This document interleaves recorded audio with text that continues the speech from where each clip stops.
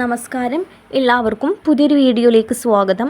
സർക്കാരിൻ്റെ സാമൂഹിക സുരക്ഷാ പെൻഷൻ പദ്ധതിയുമായി ബന്ധപ്പെട്ട ഏറ്റവും പുതിയ അറിയിപ്പാണ് ഇന്ന് നിങ്ങളുമായി ഷെയർ ചെയ്യുന്നത്. എല്ലാവരും സ്കിപ്പ് ചെയ്യാതെ തന്നെ വീഡിയോ കാണുക. വീഡിയോയിലേക്ക് പോകും മുമ്പ് എല്ലാവരും ചാനൽ മറക്കാതെ സബ്സ്ക്രൈബ് ചെയ്യുക. സാമൂഹിക സുരക്ഷാ പെൻഷൻ കൈപ്പറ്റുന്ന നിരവധി ആളുകളെ ബാധിക്കുന്ന ഒരു പ്രധാനപ്പെട്ട വിവരമാണ് നിങ്ങളുമായി ഷെയർ ചെയ്യുന്നത്.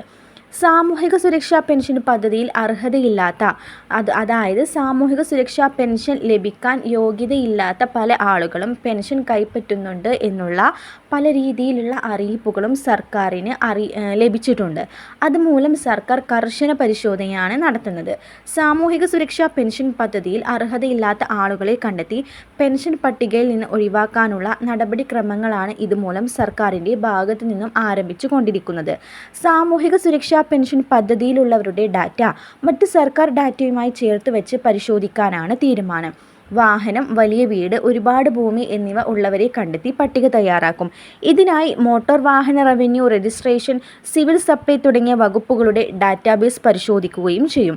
ആഡംബരക്കാർ ഉള്ളവരെ കണ്ടെത്തുന്നതിൻ്റെ ഭാഗമായി MVDയുടെ ഡാറ്റ പരിശോധിക്കും.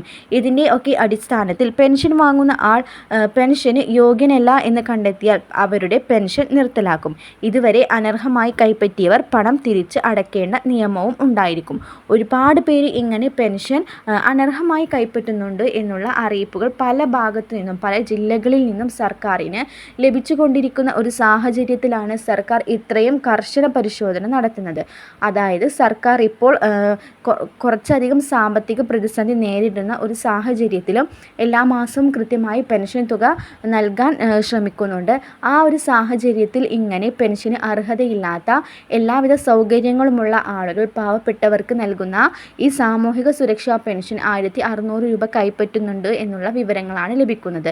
ഇങ്ങനെയുള്ള കാര്യങ്ങൾ പാവപ്പെട്ട ഒരുപാട് പേർക്ക് ഈ തുക ലഭിക്കുന്നത് തടസ്സപ്പെടുത്തുന്ന കാര്യമാണ്.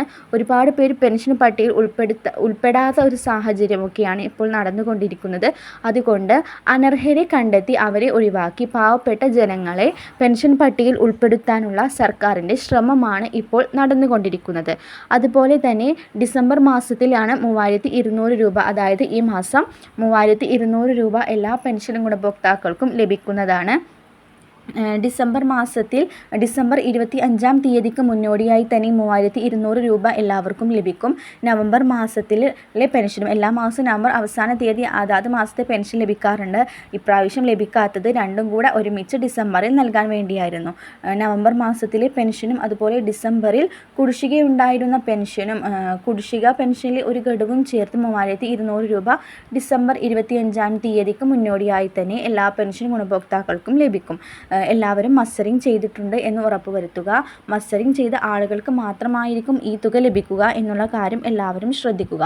മസ്റ്ററിംഗ് ചെയ്തിട്ടുണ്ട് എന്നുള്ള കാര്യം ഉറപ്പുവരുത്തുക. ദിവസങ്ങളിലെ ക്ഷേമ പെൻഷനുമായി ബന്ധപ്പെട്ട അറിയിപ്പും സർക്കാർ സംബന്ധമായ വിശദമായ എല്ലാ അറിയിപ്പും നിങ്ങളിലേക്ക് എത്തിക്കുന്നതാണ്. ഈ ചാനൽ മറക്കാതെ സബ്സ്ക്രൈബ് ചെയ്യുക.